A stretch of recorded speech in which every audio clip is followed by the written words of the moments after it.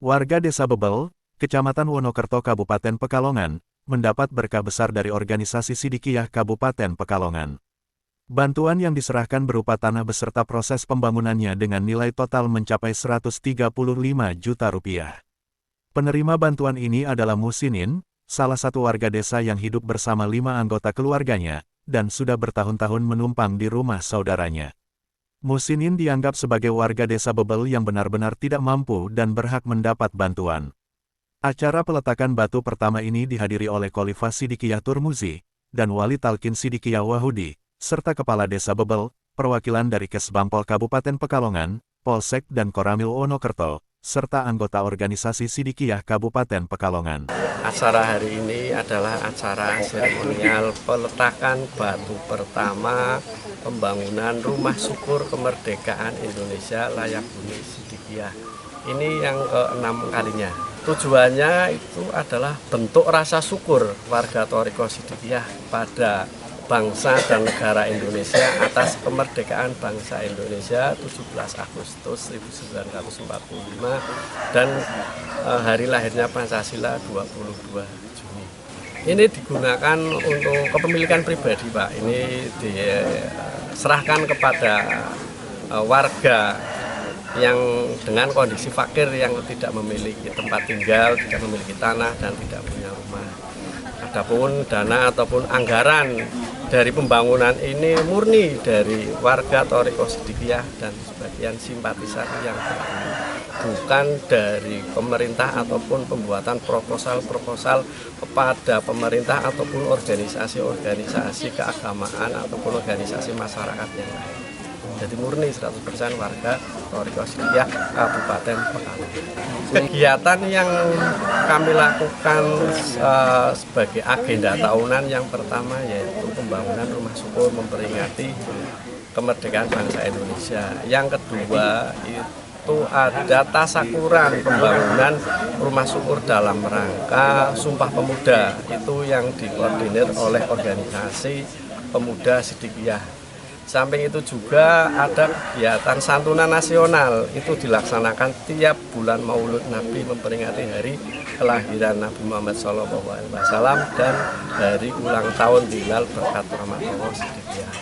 Tidak itu juga untuk Dilal Berkat Rahmat Allah itu menaungi segala bentuk santunan, baik bencana alam ataupun acara-acara yang skalanya nasional, itu pasti diadakan santunan untuk fakir miskin, anak yatim piatu dan kaum duafa.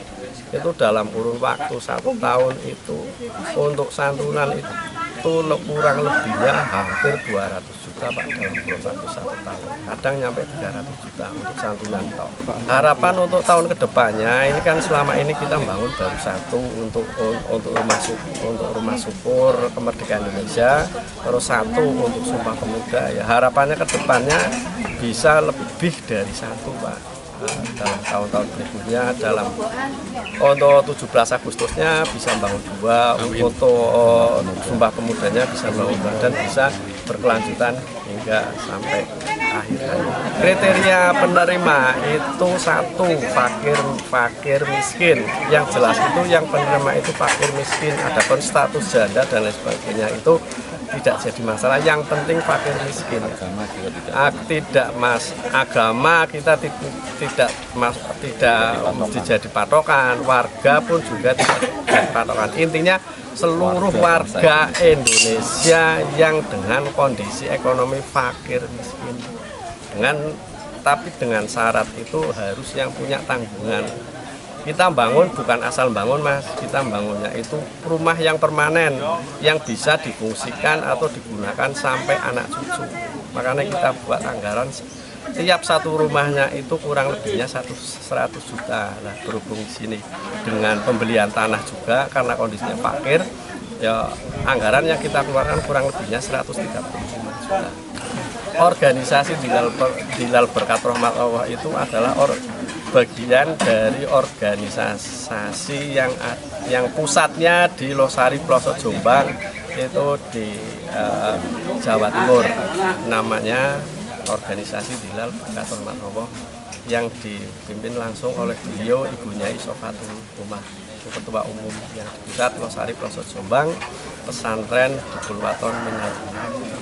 Musinin, selaku penerima bantuan, mengaku sangat bersyukur atas bantuan yang ia terima. Alhamdulillah, ini saya merasa terima kasih kepada warga Sidikiah, khususnya Kabupaten Pekalongan yang sudah memberi santunan kepada kami dalam bentuk rumah syukur.